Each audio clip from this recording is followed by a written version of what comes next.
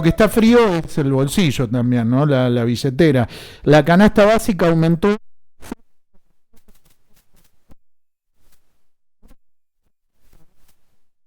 ¿Qué son? 4 integrantes. Claro. Sí. 2 padres, 2 hijos. Necesitó 232.000 por mes para no estar en la pobreza. Sobre estos indicadores, sobre estos números, vamos a charlar con el contador Marcos Lucero, que tiene la amabilidad de charlar un ratito con nosotros. Marcos, buen día. Jorge Podet te saluda. ¿Cómo va? Hola Jorge, muy buenos días. ¿Cómo están ustedes? Todo muy bien. Marcos, bueno, ¿cómo es esto de qué se mide básicamente cuando se dice una familia necesita tanto para no entrar en la pobreza? ¿Cómo se arma eso? Bueno, la canasta básica total son, digamos, unos valores más bien técnicos, ¿no? Y se mide básicamente en Buenos Aires. Por lo tanto, el monto que se informa para no caer en una situación de pobreza o indigencia es más bien relacionado con esa ciudad. Lo que es importante es ver el crecimiento que se va dando a lo largo del tiempo. Y como vos decías, la canasta básica total aumentó un 6,7% y la canasta básica alimentaria un 5,2%. ¿Cómo se arma esto? Básicamente se hace, fíjate que la semana pasada se dieron a conocer el índice de precios del consumidor. Sí. Entonces se toman los datos del índice de precios del consumidor y se arma una canasta alimentaria para un adulto tipo, que se denomina. Una persona, un varón de alrededor de los 30, 35 años. Bueno, ¿qué necesita esa persona? Para alimentarse? ¿Sí? Para poder vivir, ¿sí? Sí. Con los requerimientos calóricos esenciales para la vida. Y se hace en función no de lo que debería comer, sino de lo que la gente realmente come. Cada tanto se hacen las encuestas de consumo, a la población come tanto de carne, tanto de pollo, tanto de pescado, tanto de verdura. Bueno, se ve más o menos las proporciones en que consume la gente y dice, bueno, para poder mantener una vida saludable se necesitan tantas calorías. Esas tantas calorías, ¿cómo se cubren? Claro. Con los alimentos que las personas comen, con la cantidad de alimentos y estos tipos de alimentos que la gente consume.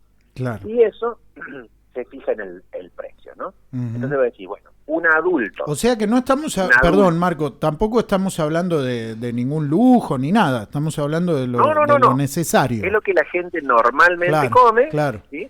Es lo que la gente normalmente come, que depende cada familia, pero se hace como un promedio, y entonces se habla de cuánto dinero necesitó esa persona, ese adulto equivalente que se le llama, para poder subsistir, ¿no? ¿Sí? Y hay unas tablas de edad, por ejemplo, para poder comer un adulto tipo, y para no caer en la línea de indigencia, se necesitan casi 34.000 pesos, ¿sí? En alimentos por mes. Un poco más de 1.000 pesos por día, solo para alimentarse. Un poco más de 1.000 pesos por día. Por persona. Sí. Por persona. Sí. ¿Sí? Para un adulto equivalente. Y después se hace una tablita. Y se arma para varones y para mujeres. Entonces, por ejemplo, vos decís, una mujer de entre 18 y 29 años es el 76% de lo que come ese varón, por ejemplo. Y un varón entre 18 y 29 años es 1,02, es decir, come un 2% más que ese varón. Un niño de 10 años, varón, consume el 79%. Una nena de 10 años consume el 70%. Entonces, con eso se va sacando, eso lo preparan nutricionistas, ¿no? Con eso se va sacando lo que consume una familia, lo que debería consumir una familia tipo y cuánto cuesta. Arman de 4 y de 5 personas. La que más se toma en cuenta es la del hogar de 4 integrantes, como decías vos, una pareja y 2 niños, ¿no? Y entonces ahí se dice, bueno, 104.227 pesos es lo que necesitó una familia tipo para no caer en indigencia, es decir, solo para comer. Y después se hace un análisis técnico que se denomina en la inversa del coeficiente de Engel, que es, a ver, si las personas en promedio gastan tanto porcentaje de sus ingresos en alimentos, entonces se ve con el resto, digamos. Si 104.000 fue lo que gastaron en alimentos, ¿cuánto necesitan para el resto? ¿Para qué? Para transporte, para esparcimiento, para vestimenta, para comunicaciones. Lo único que no incluye es el alquiler o si televisión importante. Si uno tiene casa propia, gasta mucho menos que si tiene que pagar un alquiler. Entonces dice, bueno, si suponete 104.000 representa el 40%, ¿cuánto es el total que debería tener una familia para vivir? Y eso es lo que da los 232.420. Ahora, Marcos... 420. Ahora, Marcos, ¿cómo estás? Virginia Soloa te saluda.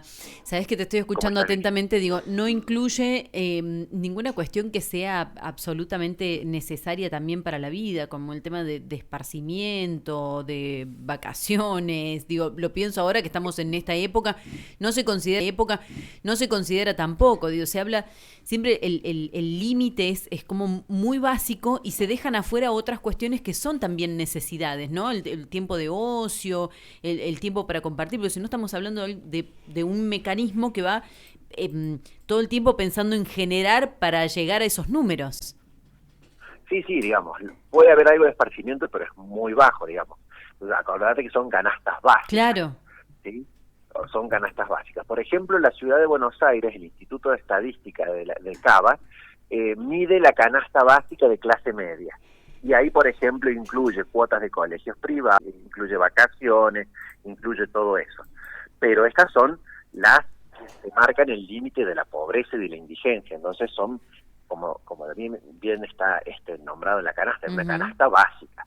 No tiene mucho de esparcimiento, no tiene mucho de entretenimiento, que la gente lo mismo lo consume, ¿no? ¿Cuánto necesitas para no caer en pobreza? ¿Cuánto necesitas para no caer en indigencia? ¿Sí? Y eso te da los valores de 230 y pico mil pesos para una familia tipo. Esto es, acordemos, ¿no?, que esto es en el mes de junio, ¿sí? Esto es el mes de junio, porque siempre se mide todo el mes y al mes siguiente se publica el dato.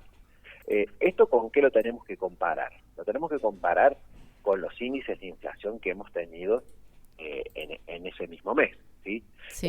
La variación mensual de la inflación que se dio a conocer la semana pasada fue del 6% a nivel nacional y fue del 6% a nivel nacional y 4,7% aquí en San Luis, bastante más bajo. Lo que hay que tener en cuenta, por ejemplo, que a nivel nacional, alimentos y bebidas no alcohólicas fue lo que menos subió, 4,1%. Eso es un dato importante porque es, digamos, lo que más gastan, es el porcentaje de gasto más grande en las familias de bajos ingresos. Entonces ese como que sería el índice de inflación para los sectores más desfavorecidos, ¿no? ¿Cuánto suben los alimentos? Y los alimentos subieron bastante menos, ¿no? 4,1% a nivel nacional, y acá en San Luis no fue el más bajo, pero estuvo un poquito más abajo que el nivel general, fue del 4,4%. Entonces, eso nos muestra que cómo viene evolucionando. Tuvimos picos inflacionarios muy altos en el primer semestre. En el segundo semestre, a estabilizar, daban índices, en el mes de mayo daban índices para hasta octubre, por ejemplo, del 7%, y que iban a ir cayendo, ¿no? Que iban a ir cayendo. Por ejemplo, en el mes de mayo se pensaba que en agosto iba a ser del 7,9%, septiembre 7,7%, octubre el 8%, y ahí iba a empezar a bajar al 7,6% en noviembre. Pero en la medición de junio, del relevamiento de expectativas que publica el Banco Central, la tendencia es creciente. 7,8 tanto para septiembre y octubre, 8 para noviembre, octubre, 8 para noviembre, 8,5 para diciembre, y se espera una inflación que, si bien anual, digamos, a diciembre, enero a diciembre del 142%. Cuando el mes pasado se esperaba el 140, y se bajó un poquito la expectativa de inflación anual, pero viene creciendo fuertemente. Recordemos que a principio de año los mismos especialistas decían que iba a ser del 96%, ¿no? Y ahora ya estamos con una previsión del 142% para lo que va del año. Perdón, Marco, sí. ¿Cuánto influye también esta última disparada que se dio con el dólar blue, los allanamientos que hicieron de supuestas cuevas ahí en el microcentro? Porque eso también va a desencadenar otro gran salto inflacionario, ¿o no? Y el dólar no se sabe cuál es el huevo y cuál es la gallina. Es decir, que suba el dólar hace que suban los precios, sí. Que suban los precios normalmente hace que suba el dólar también. Claro. O sea, el dólar escaló mucho en las últimas semanas, escaló mucho. Tuvo un retroceso en los últimos días, a principios de esta semana, y ahora volvió a repuntar y más o menos está en los 525 pesos por unidad. El tipo de cambio paralelo, el blue, el informal. Sin embargo, si uno hace la comparación con respecto a la inflación, viene retrasado. Es decir, el porcentaje de incremento en los precios que se dieron desde principio de año hasta ahora, que a nivel nacional tenemos un acumulado de casi 51% de incremento en los precios, es decir, en promedio los bienes salen la mitad más, digamos, lo que valían a principio de año, salían 1.000 pesos, ahora salen 1.500 pesos, pero si comprabas con 1.000 pesos unos ciertos dólares al tipo de cambio blue, ahora tenés menos de 1.500 pesos. Claro. ¿Sí? Es decir, el dólar blue como que ha quedado retrasado respecto de inflación. Normalmente el dólar no es una buena alternativa de inversión, por lo menos últimamente no lo ha sido. Es la más segura, es la más estable, pero por lo general acompaña a la inflación, a veces por debajo, a veces por arriba. Claro. Hay veces que pega saltos importantes, como cuando pasó de 20 a 40 pesos en el 2001, cuando pega esos saltos del 40, del 50%, bueno, ahí sí puede que alguien gane comprando dólares, pero normalmente no es lo que sucede. No, normal es que el dólar acompaña la inflación y muchas veces va por debajo, ¿sí? Sin embargo, como vos decís, estamos experimentando, y es normal que esto suceda, una suba en cambio que está preocupando fuertemente a los mercados, porque como decíamos anteriormente, no sabemos si el incremento del dólar va a hacer subir los precios o si el dólar está subiendo porque suben los precios. Y sobre todo tenemos un fuerte problema de incertidumbre, no sabemos electoral. Eso te iba a preguntar, Marcos. Digo, ¿qué podemos esperar? Pero ya me lo acabas de contestar, incertidumbre total. Porque digo, tenemos todo esto con la suba del dólar blue, con la inflación, con todo lo demás, sumale que no sabemos qué va a pasar en las presidenciales. Digo, tenemos las elecciones presidenciales y puede llegar a jugar muy en contra también, ¿o no? Exacto, porque se genera incertidumbre, porque los candidatos, salvo un candidato que dice que quiere sacar el peso y poner el dólar, los otros candidatos no han dicho qué van a hacer con la política cambiaria. ¿Cuál va a ser la política cambiaria? El Fondo Monetario Internacional está demorando también el acuerdo con Argentina. Han viajado del Ministerio de Economía a Washington por estos días, siguen las negociaciones. Ayer tuvieron una reunión entre Kristalina Georgieva y el ministro de Economía.